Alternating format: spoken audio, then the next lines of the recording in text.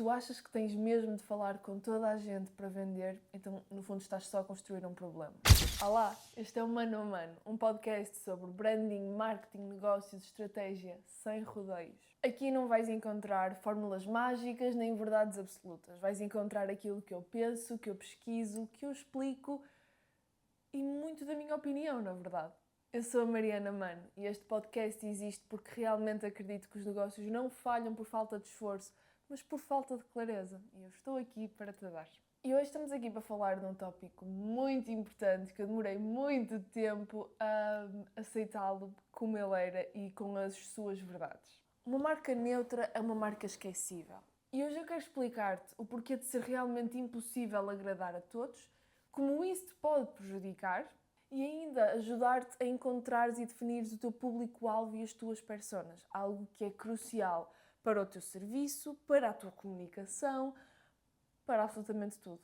Além de que vai ser muito mais fácil tu medires sequer o sucesso. Até me pus aqui mais confortável para te começar a falar disto. Nós muitas vezes achamos que acaba por ser muito mais inclusivo tentar ter um negócio transversal que dá para toda a gente e, por consequência, agradar a toda a gente, atrair toda a gente, querer vender a toda a gente.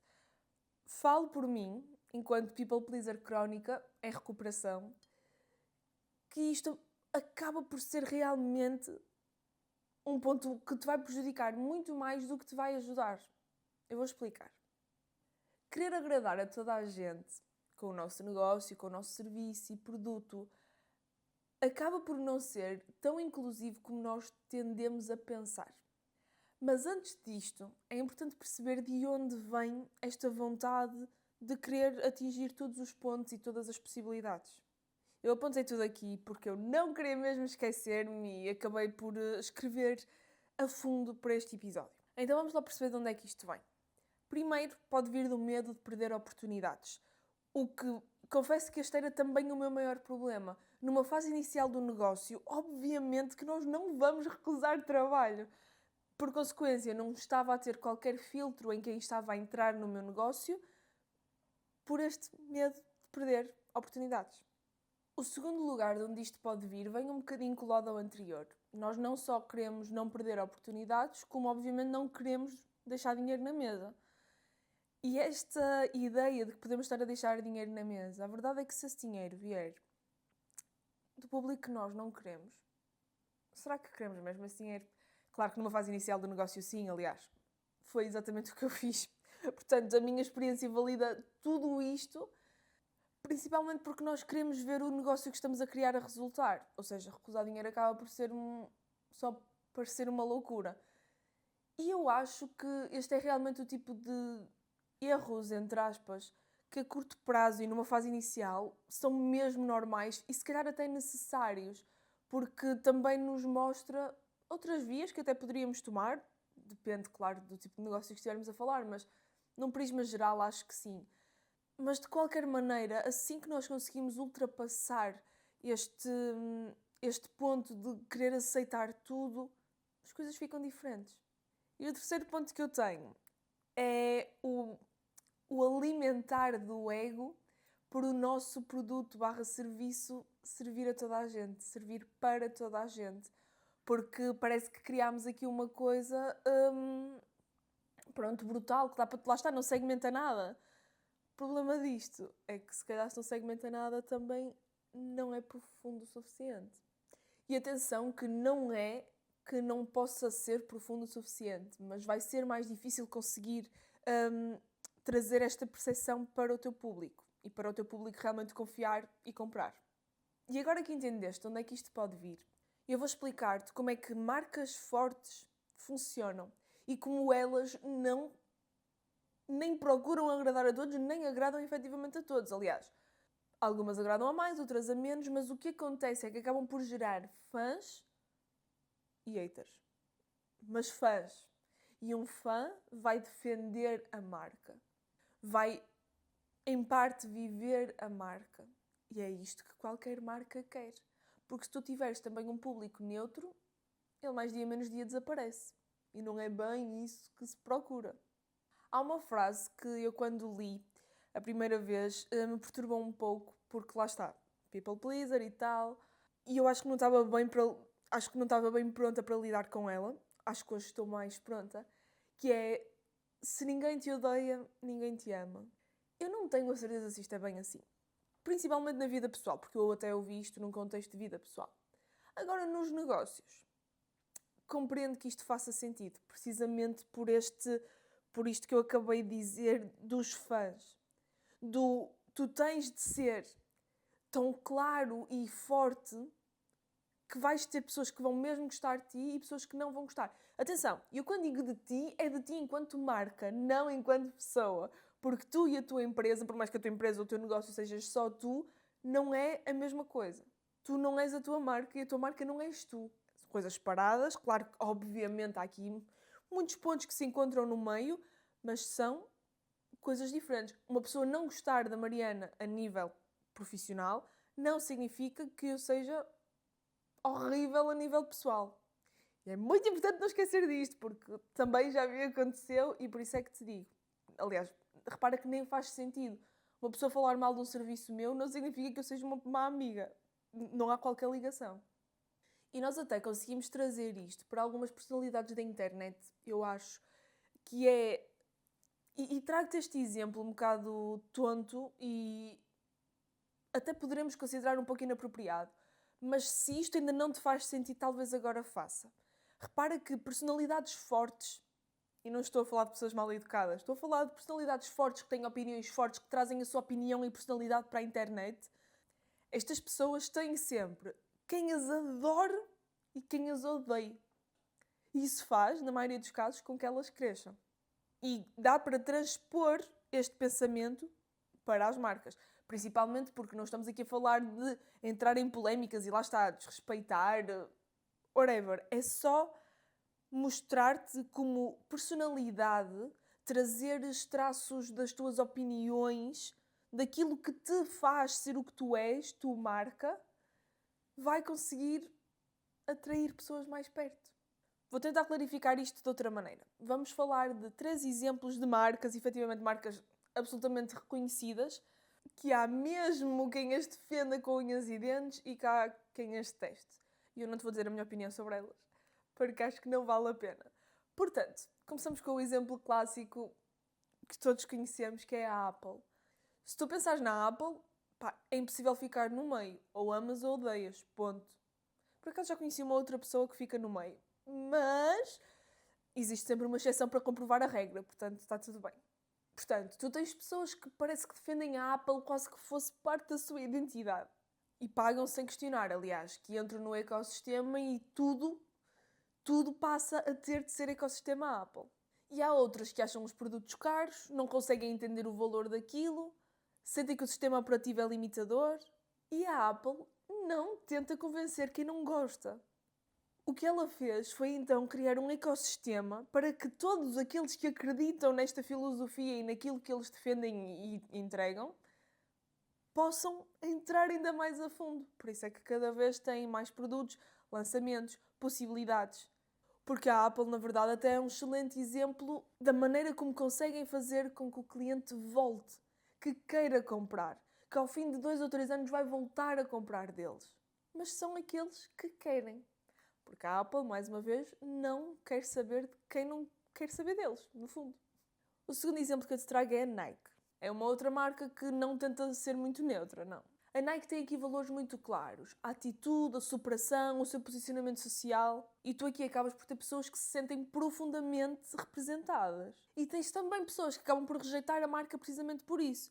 E que acabam por ir ou para a concorrência direta, e se calhar quando eu era mais nova esta concorrência era mais óbvia, que era a Adidas, mas há tantas outras marcas que hoje fazem frente aqui nesta categoria. Todo este posicionamento e a maneira como a Nike se consegue relacionar com as emoções de quem está a assistir vai agradar muito a uns e afastar muito outros. E repara que se eles tentassem agradar a todos, acabavam por não conseguir impactar ninguém. Porque existem muitíssimos contextos diferentes e não é bem viável tu teres uma marca que vai a todos estes contextos, pelo menos de uma maneira sustentável. A Nike acaba por ser também um bom exemplo de uma marca que aceita quem quer ficar com eles e acaba por deixar para lá quem não quer.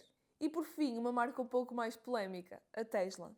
Acho que nem preciso dizer, mas a Tesla é um ótimo exemplo de uma marca que divide muitas opiniões e honestamente cada vez mais. Porque há quem olhe para a Tesla e veja inovação, visão de futuro, vem esta disrupção e depois tens outros que veem os riscos, decisões polémicas, uma personalidade forte demais associada à marca. E repara que mesmo com toda esta controvérsia, a Tesla não tenta suavizar-se. O que é que acaba por acontecer? É uma marca com exatamente esta personalidade fortíssima que continua a manter imensos apaixonados e muitas rejeições. E está tudo bem. E há aqui um ponto-chave. É que estas marcas, elas não são fortes apesar de não agradar a todos. Elas são fortes precisamente por não agradarem a todos. E agora quero falar do custo real de tentarmos falar com toda a gente. Eu vou explicar-te esta mecânica do desastre em 4 passos.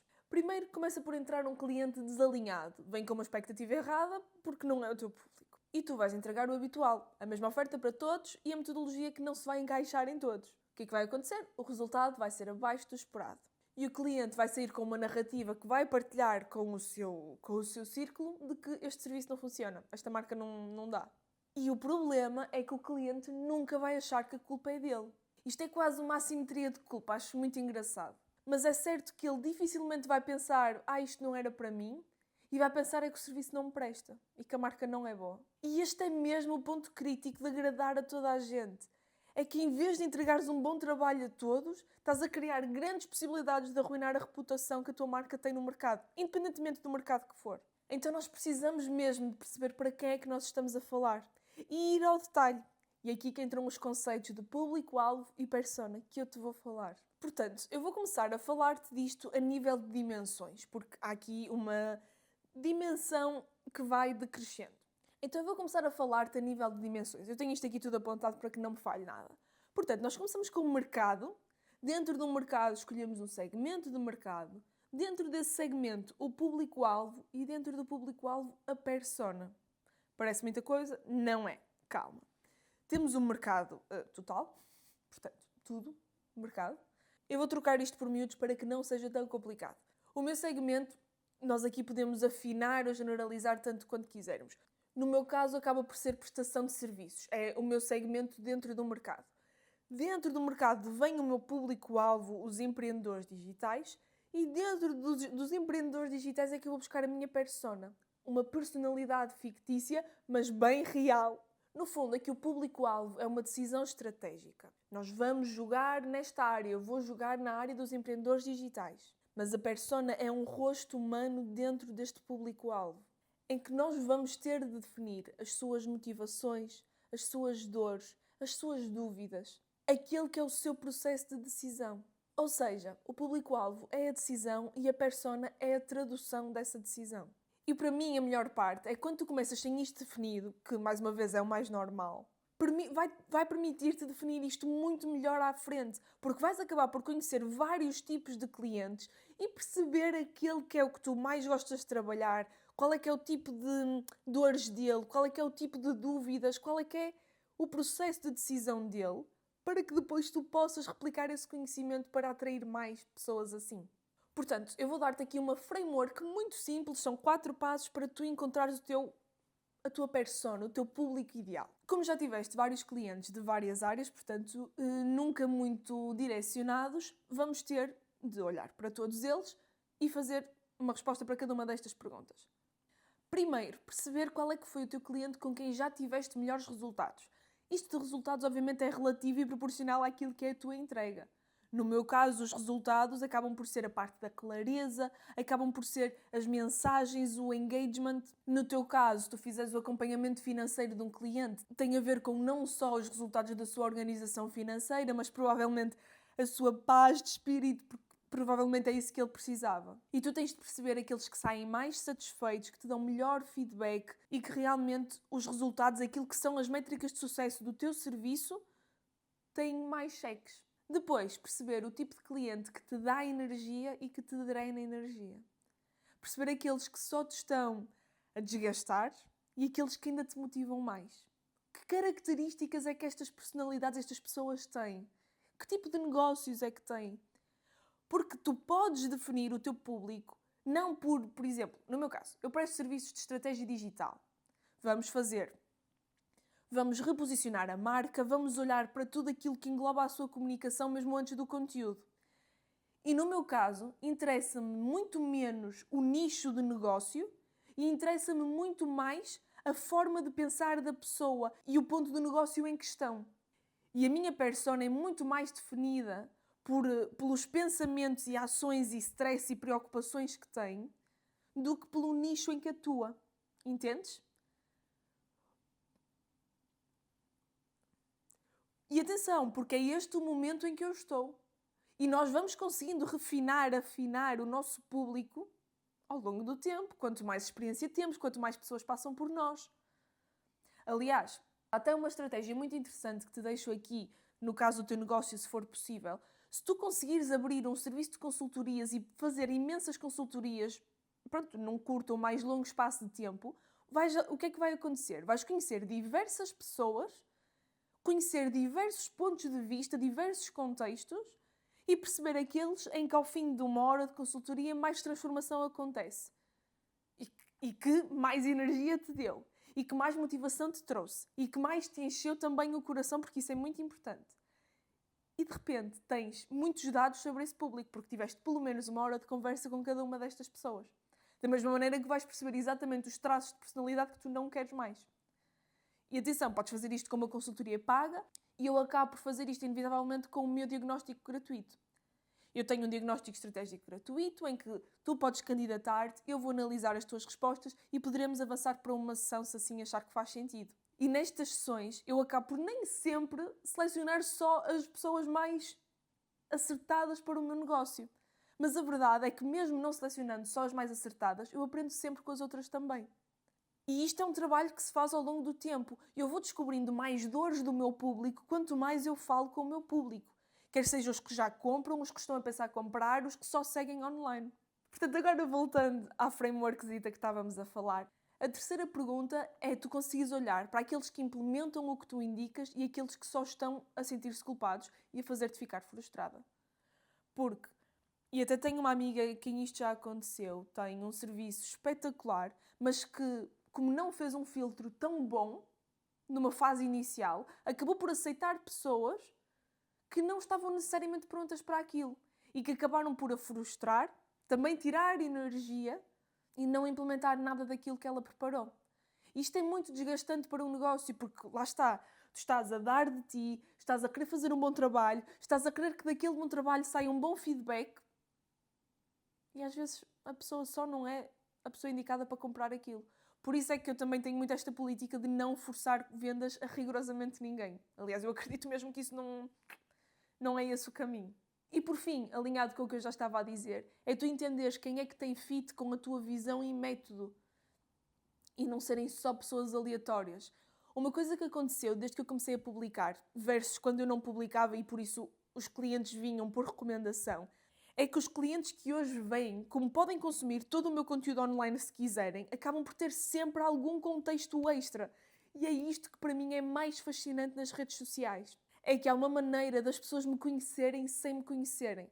Há uma maneira das pessoas conhecerem o meu método sem o conhecerem. Sem me ouvirem a falar deste método diretamente para elas. E isto poupa tempo, filtra e qualifica. E para mim é realmente esta utilidade do conteúdo. E isto acaba por sustentar muito o meu ponto de vista de que os números, as visualizações, os seguidores valem muito pouco se o teu conteúdo realmente não filtrar e não qualificar e não tocar no coração de quem o está a assistir. Eu aqui também te quero falar de uma coisa que se chamam boundary conditions. No fundo, os teus limites. Porque assim, se tu não impões os teus limites, mais uma vez, arriscas-te a aceitar quem não deves.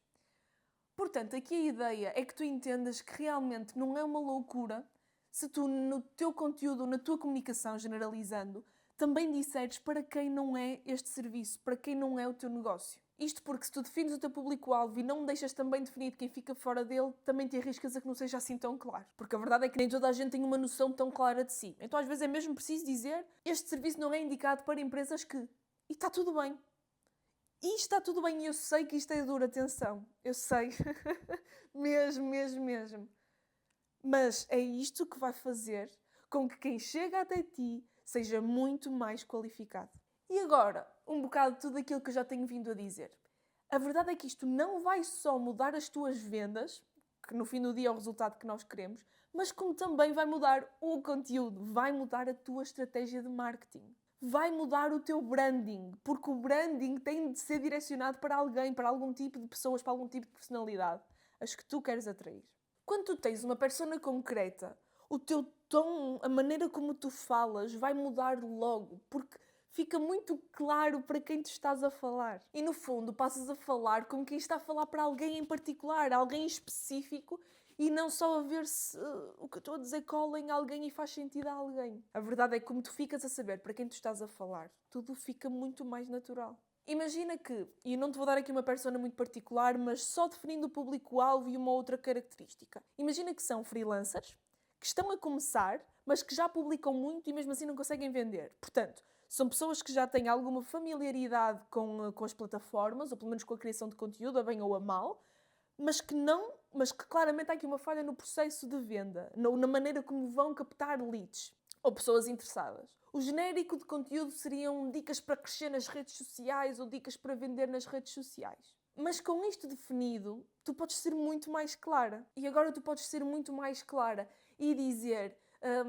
se tu estás farto de publicar e não vês resultados, o problema pode não ser do Instagram. O problema é teu que não sabes comunicar para o Instagram. E se calhar até acrescentar se tu és freelancer e estás farto de publicar, percebes como, e atenção, isto não é assim um exemplo muito estratégico em termos do copy, portanto, o próprio texto não está excelente, mas o ponto não é este. É tu conseguires pegar nas características e usá-las no teu discurso, em vez de ser um tema, um gancho, um título mais genérico. E há aqui outra coisa, que é nos exemplos que nós damos. Quando nós, queremos agradar a toda a gente, acabas por dar exemplos mais vazios, mais amplos, que dá um bocado para toda a gente. Mas, agora que sabes quem é que é o teu público e a tua persona, tu consegues dar exemplos reais com que a pessoa se vai relacionar. Principalmente se tu já tiveres estado onde esse público está. Que também é algo muito, muito interessante e que acaba até por facilitar, porque acabas por pensar muito mais na tua experiência do que necessariamente em pesquisar extra. Atenção, tens sempre de pesquisar extra, isto não tem hipótese. Mas se fores pegar numa pessoa que está num sítio onde tu já estiveste, tens aqui a componente de passaste por isto. E isso também conecta. Apesar de ser um detalhe neste ponto. Eu vou dar-te aqui 3 exemplos de call to actions que acabam por criar esta conexão imediata porque usas exemplos concretos. Um CTA de guarda isto para usares quando inserir uma atividade ou uma ação característica da tua persona. Ou algo como, se isto é o teu caso, comenta X e eu digo-te o próximo passo. Mas antes tens de ter falado de algo muito próximo a essa pessoa. Ou, por exemplo, se queres ajuda a estruturar isto, envia rumo. Estruturar isto, já falaste tu isto, que vai ecoar na pessoa que está a ver. E não ser genérico. No fundo, quando tu tens uma persona definida, o teu conteúdo vai mesmo deixar de agradar e de tentar agradar toda a gente e passa a servir as pessoas certas. E já sei que daqui vem a pergunta óbvia. Agora que eu já sei para quem é que eu falo, como é que eu organizo o meu conteúdo, o que eu vou falar? Como é que eu posso criar um plano editorial, uma linha editorial, sem me perder constantemente? Eu quero que para já fiques com isto. Definir a persona não é um detalhe. É o que vai mesmo decidir o teu conteúdo. E para a semana falamos do resto. Mas eu ainda quero fazer aqui um ponto. Eu não quero que tu penses, nem quero que fiques a achar que definir um público-alvo e uma ou duas personas é uma prisão e te vai prender. Aqui a ideia não é que tu nunca vendas fora do teu target, de todo. Mas tu agora vais conseguir otimizar todo o teu sistema para esta exceção, para estas pessoas em particular. E podes vir sim a atrair outras, mas sabes para quem falas. Percebes como tudo fica mais simples? E saber para quem tu falas também tira aqui algum peso dos números. É como já te disse, os likes e os resultados de repente perdem força porque tu percebes que não é daí que vêm os resultados. Agradar a toda a gente até te pode dar alguns likes, sendo que agradar a toda a gente nem sequer é uma possibilidade, mas vai roubar-te a noção de target. De repente parece que tens uma lista muito ampla quando ela nem é tão ampla assim. E eu quero que saias daqui a não esquecer-te de que marcas grandes não vendem a todos, vendem aos certos, para eles, que eles definiram. Ou então que o próprio mercado definiu, mas que eles se juntaram a isso. Isto também é uma coisa interessante, que vai depender muito da tua personalidade. Se tu Por acaso eu nem tinha apontado isto, mas isto é absolutamente interessante e importante. Muitas vezes não é a própria marca a definir o seu público-alvo. O mercado pode definir o seu público e depois a marca segue-se por aí. Isto também está correto. Vai depender muito da tua personalidade, do teu tipo de negócio, daquilo que te faz sentido e não faz. Mas repara, a minha marca de canecas. A minha marca, quando eu a criei, era para vender estas canecas. Mas eu comecei também a vender este casaco. E este casaco começou a ser o best-seller. Mas o que eu queria mesmo era vender canecas. Eu tenho duas opções. Ouvir a minha comunicação e a maneira como eu organizo o meu negócio para realmente vender as canecas e realçar as canecas, ou melhoro ainda mais a minha comunicação em função do que o público está à procura, que é este casaco. Isto aqui não há bem certos ou errados, acaba por ser uma escolha que tem as consequências para o bem ou para o mal. No meu caso, confesso que eu acabo por fazer um meio termo de ambos. Eu não vou a 100%, ou aliás, eu quando fiz a escolha daquilo que faço hoje, não fui a 100% pelo que o meu público me dizia, mas também não fui a 100% pelo que eu queria. Eu fui procurando este meio termo para que hoje eu consiga entregar algo que me dá muito gosto, muito gosto, no formato que eu sei que o meu público também vai conseguir absorver melhor e gostar mais. E a verdade é que, sabendo todas estas coisas sobre o teu público, todo o negócio parece que fica mais fácil. Porque às vezes, muitas vezes, é mesmo só falta de segmentação e de clareza de quem são as pessoas para quem estamos a falar.